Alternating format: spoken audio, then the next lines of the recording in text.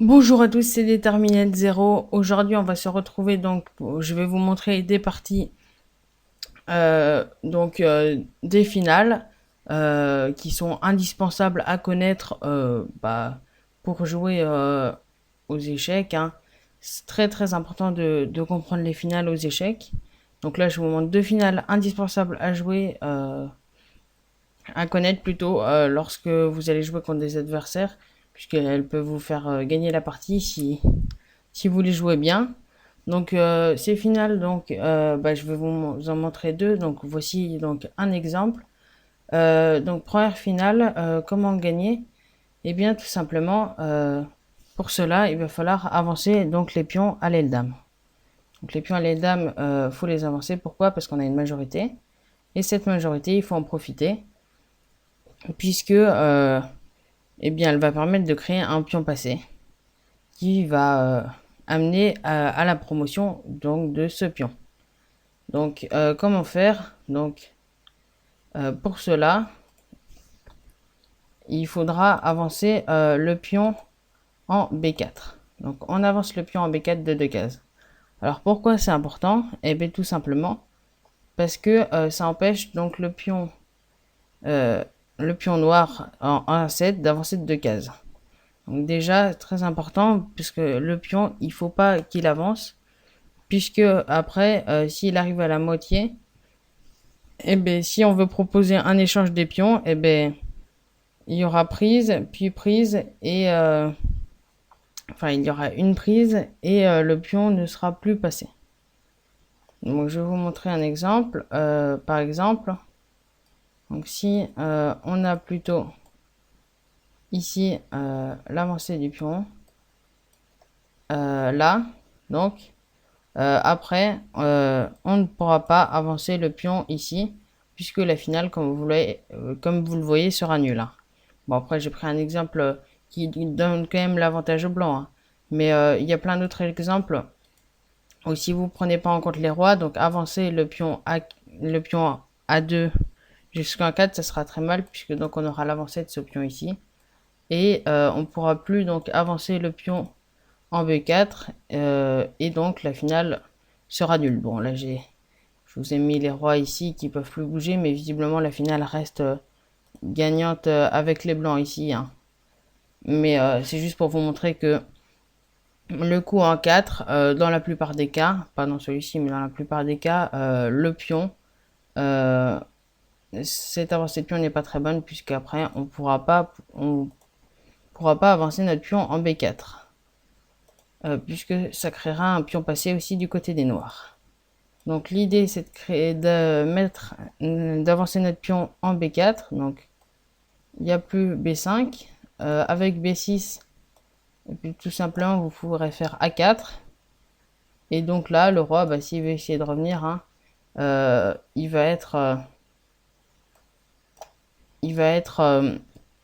ça ne va pas marcher, puisque s'il y a prise, on aura ensuite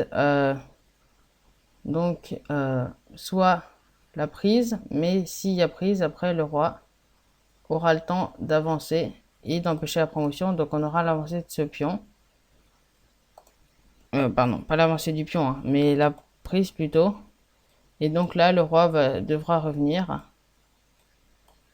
Il pourra revenir, mais après, donc, euh, tout simplement, il y aura promotion de l'autre côté, puisqu'après le pion pourra être promu. Donc, comme vous le voyez, ça c'est très important. Essayer de se créer un pion passé qui va dévier le roi, et donc qui va amener, donc, qui va dévier le roi et qui va amener à une finale gagnante. Voilà. Après, il y a opposition et le pion va pouvoir être promu.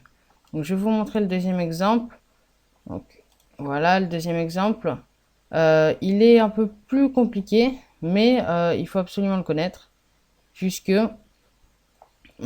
si vous ne le connaissez pas, eh bien, ça peut risquer de faire nul dans ces positions-là, puisque ça vient pas tout de suite à l'idée.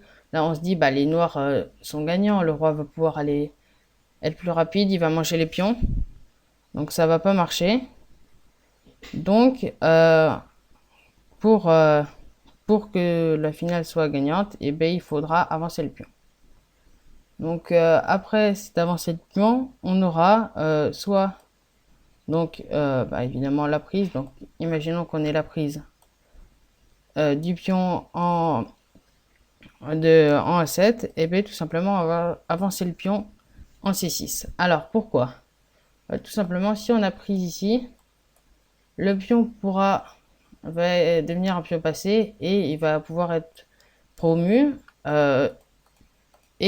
Si bah, du coup on va pas prendre de ce pion là mais de l'autre pion, et ben on va faire pareil mais de l'autre côté.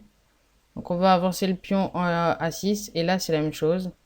Donc s'il prend, il y aura pion passé. Donc je vous ai pas montré, hein, mais s'il prend ici, forcément, il y aura également pion passé.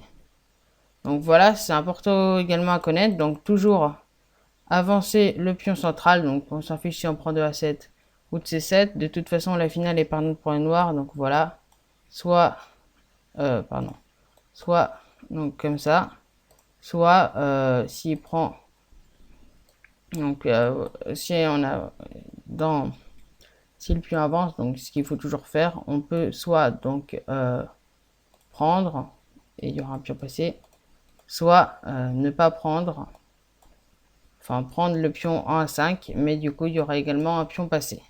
Donc voilà, ça c'est important à connaître également. Une finale qui peut arriver dans certains cas, hein, mais on se dit comme ça, non, les noirs sont gagnants, et eh bien pas du tout. C'est faut sacrifier ces deux pions pour arriver donc à une finale gagnante, puisque le seul pion qui reste, va être promu. Donc je vais vous montrer un exemple qui s'est déroulé dans une de mes parties que j'ai joué en différé, donc sur Chesscom. Donc voilà cet exemple avec donc nos trois pions à peu près, hein. Je vous montre bien sûr. Donc les trois pions et donc les trois pions de l'autre côté. Donc là, l'analyse dit c'est les blancs qui gagnent, hein, logiquement, puisque si j'avance mon pion, ce que j'ai fait dans la partie, on se dit il va prendre un F7, et puis si moi je décide d'avancer comme je vous ai montré, donc soit il prend, et bien ça créera un pion passé, mais ce pion passé il pourrait être arrêté par le roi. Voilà, donc c'est pas possible, et donc l'analyse dit clairement que les blancs sont gagnants, puisqu'après prise, donc même s'il pourrait faire l'erreur de prendre là, donc là ce serait totalement ce serait une gaffe totale puisque le pion deviendrait passé. Donc après ça, après cette prise et ça, bon, il pourrait prendre avec le pion G, et donc le pion passé n'aurait pas pu être promu. Donc là, voilà, c'est victoire pour les blancs dans ce cas-là. Sauf que mon adversaire va jouer, malheureusement pour lui, il va prendre avec le pion H. Donc c'est ce qu'on se dit généralement dans les parties. Classiquement, on prend du pion de l'aile pour le ramener vers le centre. C'est ce qui est joué la plupart des fois, mais cette fois-ci ça marche pas. Pourquoi? Donc parce que je vous remonte ce que je vais jouer après, F6. F3 pardon. Donc F3 pourquoi? Tout simplement comme je vous ai montré dans l'exemple précédent, cette poussée du pion va permettre de créer un pion passé. S'il prend, c'est ce qu'il va faire, et bien on pourra avancer. C'est ce que je vais faire dans le match. Et s'il prend pas, du coup, comme je vous l'ai montré tout à l'heure, hein, c'est tiré de l'exemple de tout à l'heure, s'il prend le pion H4, et bien il y aura également pion passé. Donc voilà, c'est un exemple, hein, de ces trois pions alignés. Donc là, hein, c'est l'une de mes seules parties où j'ai eu ce cas-là. Mais c'est intéressant de voir, hein, parce que si on se trompe de pion, comme dans cet exemple-là, ça amène à une victoire des noirs, hein, puisque j'ai réussi à créer un pion passé en connaissant bien sûr cette tactique-là. Et donc j'ai réussi à gagner la partie quelques coups plus tard, hein. Donc là, il m'a mis échec après en prenant avec avec le pion et j'ai reculé puisque si j'allais sur les autres cases, il aurait eu un pion passé. Et donc là, mon adversaire a abandonné. Les pions pouvaient encore être arrêtés avec ma dame. On voit que c'était gagnant pour les noirs. C'était un peu compliqué à jouer, je pense, mais c'était largement possible. Et du coup, bah, ça m'a permis donc de gagner cette partie par abandon, ce pion passé, en connaissant donc cette finale extrêmement importante à connaître. Donc voilà, j'espère que vous avez aimé cette vidéo sur les finales indispensables à connaître, les finales de pions indispensables à connaître. Si vous avez aimé, n'hésitez pas à liker et à vous abonner. On se retrouve pour une prochaine vidéo. Bye!